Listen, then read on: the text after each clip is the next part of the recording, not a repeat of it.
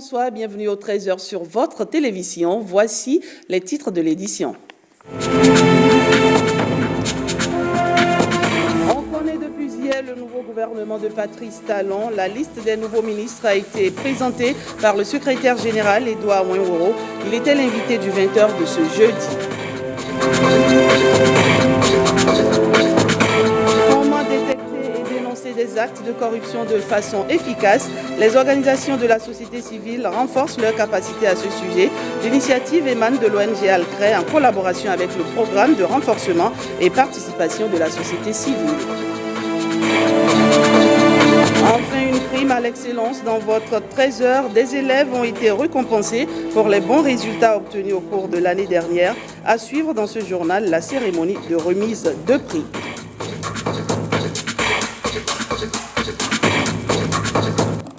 À nouveau, bonsoir. Et cette actualité pour démarrer ce 13h. Robert Mugabe, ancien président zimbabwéen, est décédé à l'âge de 95 ans. La nouvelle a été annoncée par son successeur, Emmerson Mnangagwa, ce vendredi 6 septembre. Le père fondateur du Zimbabwe a dirigé le pays de 1980 à 2017. Le camarade Bob, comme l'appelaient ses partisans, personnage controversé, a quitté le pouvoir fin 2017 suite à un coup de force, de l'armée soutenue par son parti, la ZANU-PF. Mugabe détenait le record du plus vieux chef de l'État en exercice au monde à l'époque. Vous aurez d'autres sujets sur ce digne fils de l'Afrique dans nos prochaines éditions. Politique à présent, après moult tractations, le président de la République, Patrice Talon, a sorti la dernière mouture de son gouvernement ce jeudi 5 septembre 2019. 6 nouvelles têtes contre 3 sorties. Le nouveau gouvernement de Patrice Talon a été présenté dans le journal de 20h d'hier par le secrétaire général du gouvernement. On l'écoute. Décret numéro 2019-396 du 5 septembre 2019 portant composition du gouvernement. Le président de la République, chef de l'État, chef du gouvernement, vu la loi numéro 90-32 du 11 décembre 1990 portant constitution de la République du Bénin, vu la décision portant proclamation le 30 mars 2016 par la Cour constitutionnelle des résultats définitifs de l'élection présidentielle du 20 mars 2016. Après avis du Bureau de l'Assemblée nationale, décrète. Article 1er. Le gouvernement de la République du Bénin est composé comme suit. 1.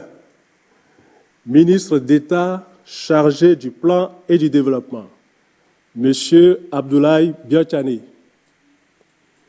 2. Garde des Sceaux, ministre de la Justice et de la Législation, M. Séverin Ludovic Maxime Quenom. 3. Ministre des Affaires étrangères et de la Coopération, M. Aurélien Ama Agbenossi. 4. Ministre de l'Économie et des Finances, M. Romial Wadjani. 5. Ministre de l'Intérieur et de la Sécurité publique, M. Saka Lafia. 6. Ministre du Cadre de vie et du Développement durable, M. José Didier Tonato. 7. Ministre de l'Agriculture, de l'Élevage et de la Pêche, M. Kossi Gaston Dossoui. 8.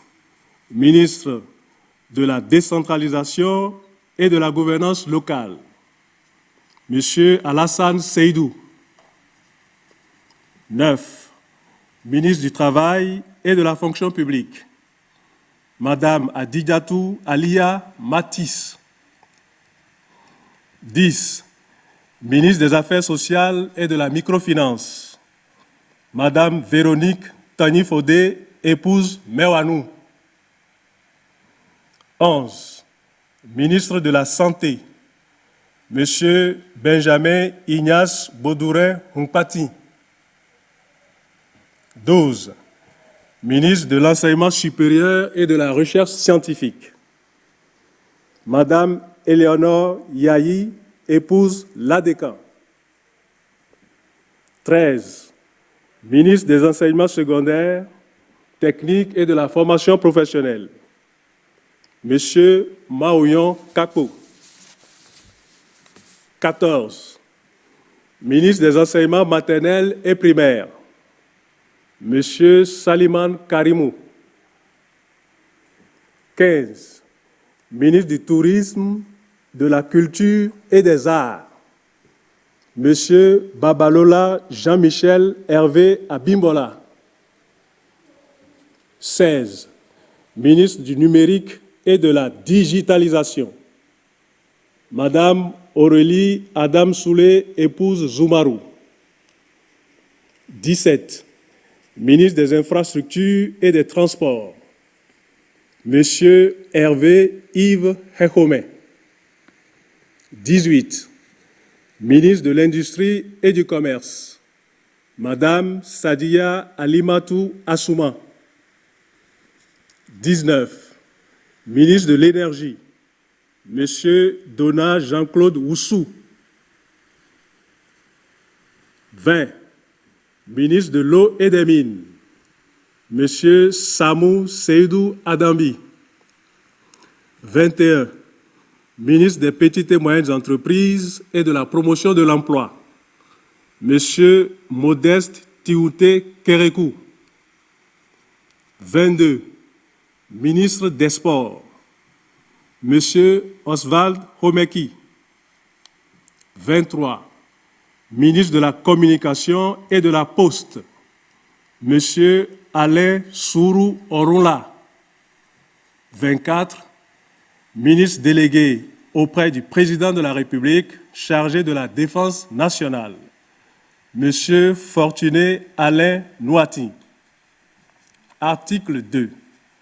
Le présent décret, qui prend effet pour compter de la date de sa signature, abroge toute disposition antérieure contraire, notamment celle du décret numéro 2018-198 du 5 juin 2018 portant composition du gouvernement. Il sera publié au journal officiel. Fait à Cotonou le 5 septembre 2019 par le Président de la République, chef de l'État, chef du gouvernement, Patrice Talon.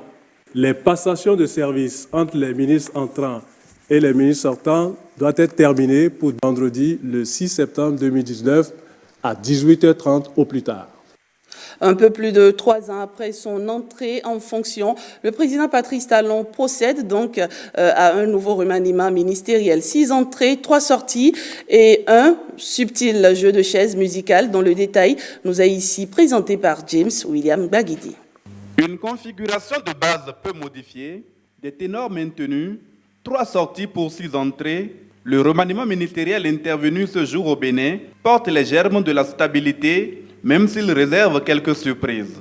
La stabilité, c'est donc le maintien à leur poste de la plupart des ténors du gouvernement sortant. Abdoulaye Biotchane, Aurélien Agbenossi, Séverin Kenom, Romuald Wadaï, Saka Lafia, Adidja Toumatis, entre autres, prouvent par leur maintien que Patrice Talon fait confiance à une équipe dont les performances le satisfont. Parmi les entrées, on notera celle de Véronique Toyin-Fodé, médecin gynécologue, qui prend le nouveau portefeuille des affaires sociales et de la microfinance. Jean-Michel Abimbola, député, hérite du ministère du Tourisme, qui se détache de celui des Sports. Sadia Assouma, peu connu jusque-là, prend les rênes du ministère du Commerce et de l'Industrie. Alassane Seydou, jusque-là intérimaire, confirmé à la décentralisation, c'est Hervé Hekome qui signe son grand retour au ministère des Infrastructures et des Transports. Le ministère de l'économie numérique et de la communication connaît également un éclatement entre la digitalisation qui reste le domaine confié à Aurélie Adam Soulé Zoumarou, tandis que la communication échoua à Maître Alain Orunla. La surprise, la vraie, est venue de ce nom qui détonne, Éléonore Ladécan Yahi, la 3e vice-recteur de l'université d'Abomey-Calavi, proche de l'ancien président Boni Yahi, n'était sans doute pas attendue pour entrer au gouvernement. Ce sera pourtant à elle d'assumer les charges de ministre de l'Enseignement supérieur et de la Recherche scientifique en remplacement de Marie-Odile Atanasso. Entre éclatement de portefeuille ministériel et nouvelles fonctions gouvernementales, il transparaît plus de logique dans les attributions créées. Un souci d'efficacité et de cohérence à la charge de cette équipe déjà perçue comme un gouvernement de combat. Il s'agit sans doute là du dernier remaniement du président Patrice Talon, dont la pratique a démontré l'attachement à la stabilité de son équipe gouvernementale. Entre autres défis, il devra conduire et réussir la mise en œuvre des réformes inscrites au programme d'action du gouvernement au cours des 17 derniers mois du quinquennat. Au total, 24 ministres sont ainsi appelés à travailler aux côtés de Patrice Talon. On note plusieurs entrées, mais quelle est la lecture qu'en fait la presse nationale? La revue de presse est signée Ricardo Loïc Pécou. Elle est enfin là. Après de longs mois d'attente, la troisième équipe gouvernementale du président Patrice Talon est connue. C'est une liste de 24 ministres, confie le journal Le Progrès. 24 ministres dont les photos sont affichées à la une du quotidien Le Matin. 6 nouvelles entrées, 3 sorties, c'est le constat que fait le quotidien L'événement précis. Si pour le journal, Patrice Talon a mis en place une équipe de combat, le potentiel pour sa part nous apprend que le chef de l'État s'offre un gouvernement de succès. Preuve, poursuit le Canard, les entrées de Jean-Michel Abimbola, Alain Orunla et Ladékan Yahi en disent long, se prêtant alors à un décryptage des choix qui ont été faits par le président Patrice Talon. Fraternité fait constater que si des portefeuilles ont été saucissonnés à l'instar de celui de la communication et de l'économie numérique, l'une des plus grosses remarques, c'est le renforcement de la jeunesse. Aux jeunes déjà présents, comme les ministres Romuald Ouadaï, Osvaldo Meki, Sam Seibou Adambi, Aurélie Adam Soulé Zoumarou, Benjamin Rompati, Modeste Kérékou, viennent désormais s'ajouter Sadia Assouma, Jean-Michel Abimbola et Maître Alain Orunla. En somme, écrit le Canard de Ménontin, une bonne dizaine de jeunes continuent de bénéficier de la confiance du chef de l'État. Un judicieux clin d'œil donc à la jeunesse et une sérénité pour les ministres élus députés, soutient mon confrère. Tirant aussi les grands enseignements de ce remaniement ministériel, la priorité annonce le grand retour de Hervé Réhomet. Tout premier ministre des infrastructures et des transports sous Patrice Talon, l'homme d'Agonly fait son comeback au sein de l'équipe de combat, sans doute la preuve de la compétence et de l'équilibre régional, note mon confrère. Compétence pour compétence, ce que le journal Fraternité qualifie d'ailleurs d'intrigue, c'est l'entrée au gouvernement de Éléonore Yahi, épouse Ladékan. Une technicienne proche de Boni Yahi, dans les rangs fait remarquer la presse du jour. De quoi surprendre, selon l'événement précis, l'opposition béninoise. Surprise ou pas, c'est désormais une évidence, du moins selon Bénin Intelligent, Patrice Talon forme un gouvernement d'ouverture avec 6 nouvelles figures et plus de femmes promues. Le chef de l'État porte à 5 le nombre de femmes dans son gouvernement, de quoi prouver son attachement à la promotion du genre. Ainsi, avec sa fidélité inébranlable aux précarés, ces hommes de main, qui sont tous restés en pause, Fraternité conclut que Patrice Talon aime travailler et ce n'est pas demain que cela changera. On décroche de cette actualité liée au remaniement ministériel pour évoquer cette distribution de kits de fournitures scolaires aux enfants et d'équipements d'installation à des jeunes filles en fin d'apprentissage. L'organisation non gouvernementale Plan International Bénin a primé ce mercredi 4 septembre à Djakotomin ces jeunes gens. Cette opération vise à favoriser le maintien des enfants à l'école et l'autonomisation des femmes. Ghislain Kogué, Olviga Messan pour le reportage. 15 000 kits scolaires aux enfants scolarisés parrainés et 96 kits de coiffure, de couture, de boulangerie et de tissage aux filles ayant terminé l'apprentissage d'un métier. Ceci pour 6 communes dans le département du Koufo et 3 dans le Zou. Aujourd'hui, nous lançons ici à Djakotomé la distribution de kits de fournitures scolaires pour 14 963 enfants parrainés par Plan International dans les 6 communes du Koufo, en plus de 7 500 enfants non parrainés qui bénéficieront des fournitures scolaires à coût réduit dans les boutiques scolaires qui sont ouvertes cette année à l'ALO. Le montant pour les fournitures scolaires s'élève à près de 43 millions. Les équipements d'installation des jeunes filles en fin d'apprentissage ont coûté plus de 5 millions de francs CFA. Je voudrais vous exhorter autant que nous sommes, à œuvrer de quelque manière que ce soit pour le respect des droits de l'enfant et multiplier nos stratégies d'intervention dans nos actions, et ceci pour l'intérêt supérieur des enfants. Le geste est perçu comme un accompagnement au programme quinquennal d'action du gouvernement du président Patrice Talon. Président Talon vous dit un grand merci parce que vous l'aidez à faire ce qu'il a prévu de réaliser sur le terrain. Ce que nous faisons aujourd'hui prend en compte plusieurs pans de son PAG. Les actions de plan international Bénin sont allées également dans le sens de la prise en compte des déterminants sociaux de la santé, tels que pensés par le chef de l'État et son gouvernement et inscrits dans le programme d'action. La construction d'un module de la latrine. La santé, c'est nous mettre à l'abri des maladies. Un bloc de latrine a été inauguré à l'école primaire publique de Sosouhoué, dans la commune de Diakotomé.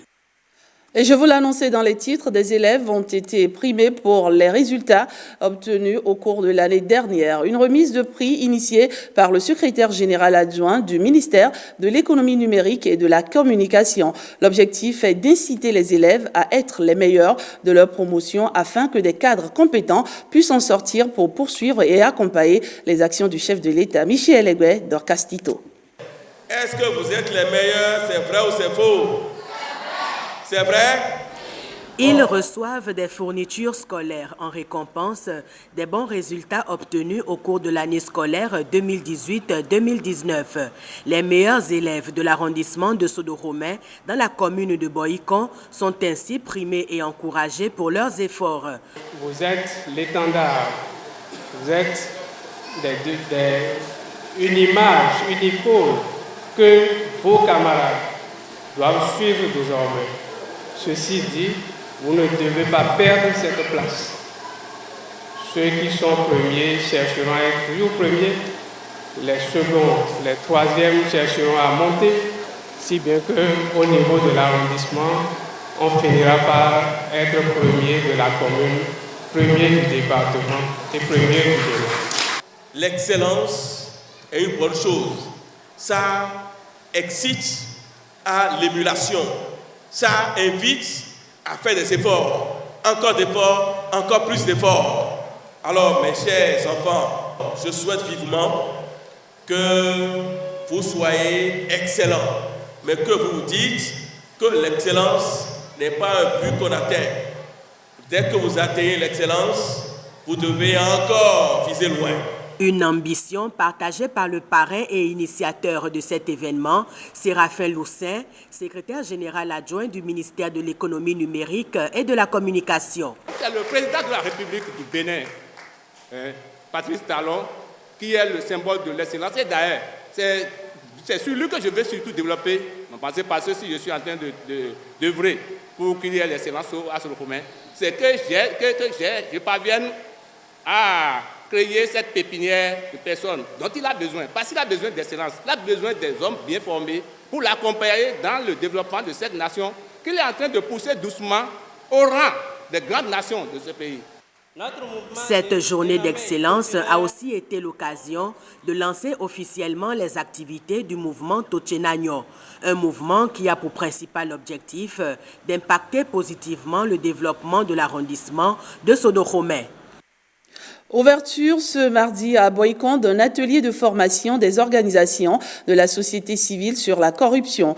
L'initiative émane de l'ONG Alcré en collaboration avec le REPASOC, entend des programmes de renforcement et participation de la société civile qui est un programme de l'Union européenne. L'objectif est d'outiller davantage, et ce durant 3 jours, les participants sur la détection et la dénonciation des actes de corruption. On retrouve à nouveau Michel Egbé et Dorcastito. Cette thématique occupe les devants de la scène de manière constante depuis plusieurs années. Mieux connaître la corruption pour mieux la combattre, c'est le thème autour duquel les acteurs des organisations de la société civile sont réunis en atelier de formation. Si la nécessité de la combattre est un impératif désormais communément admis, eh bien, la meilleure façon de s'y prendre fait encore l'objet d'un grand débat au sein donc des communautés scientifiques, des institutions internationales comme des États. Nous avons trouvé au niveau du projet qu'il faut également renforcer les capacités pour que les organisations de la société civile puissent savoir de quoi on parle. Parce que généralement, on parle de la corruption, on en parle de façon vague, de façon générale, mais quelles sont les infractions? Comment peut-on les reconnaître?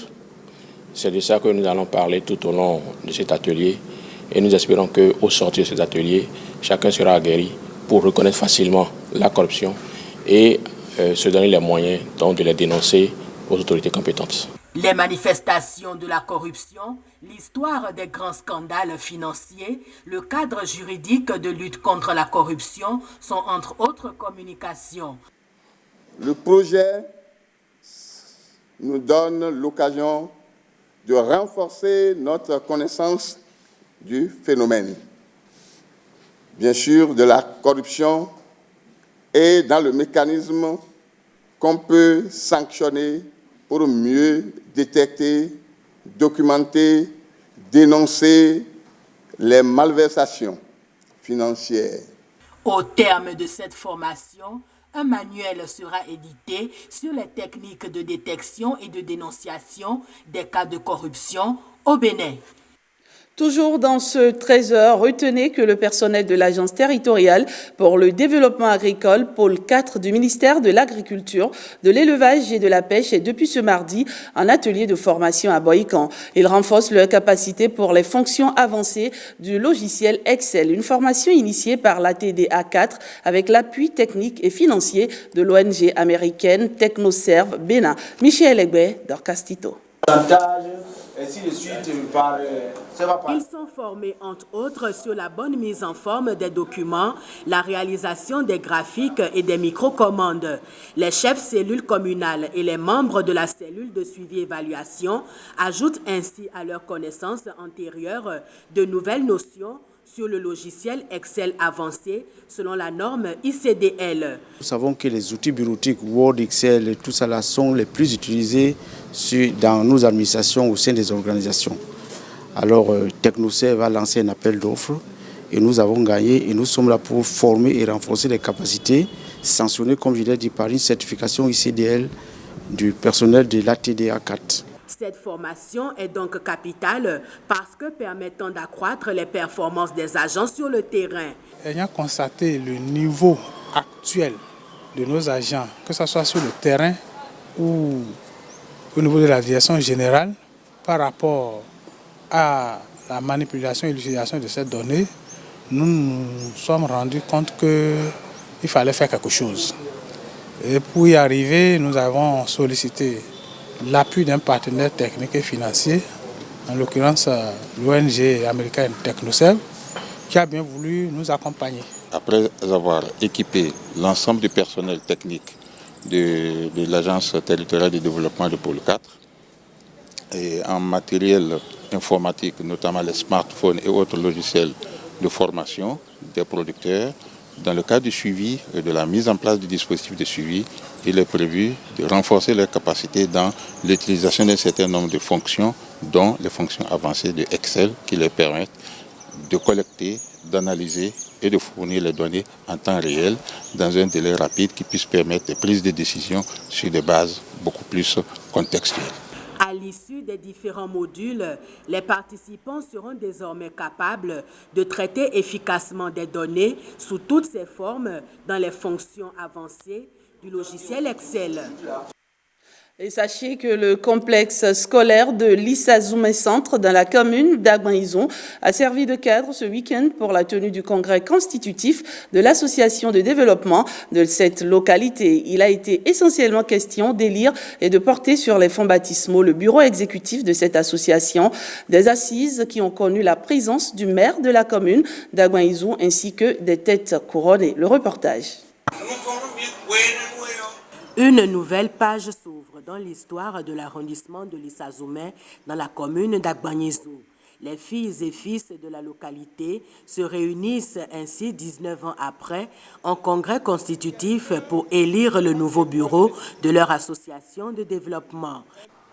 Face aux défis de la décentralisation et du développement à la base, il est impérieux pour tous les fils de l'Issazoumé de se mettre ensemble et de jouer un rôle d'acteur du développement de cette localité. Oui, il est temps pour nous de retourner à notre arrondissement, ce qu'il nous a donné. Mais pourrions-nous être acteurs et jouer dans une pièce théâtrale profitable à notre arrondissement, voire à notre commune, si chacun de nous continue de rester en marge? Non. Il nous faut prendre un nouvel envol pour la renaissance de notre association. Une renaissance qui passe par l'union des filles et fils de l'Issazoumé. Au cours de ce congrès, ressuscitera notre association de développement tant attendue. Elle travaillera en commun accord avec les élus politiques de l'arrondissement. Je souhaite que sa mise en place soit mêlée d'aucune main politique. La scolarisation des enfants, l'amélioration des soins de santé sont entre autres défis à relever par le nouveau bureau de 15 membres avec à sa tête Parfait Agbado. Dernier sujet de ce 13h, 30 ans déjà pour la CIAP Bénin, la communauté internationale des hommes d'affaires du plein évangile du Bénin. L'événement est célébré à travers plusieurs activités. C'est le président international Mario Garcia Olvera qui a procédé au lancement des activités de ce rendez-vous chrétien. C'était ce jeudi à Cotonou, Enoch Mpati et Daniel Ada pour le compte-rendu. Adoration à travers du gospel. Des prières pour invoquer l'Esprit Saint.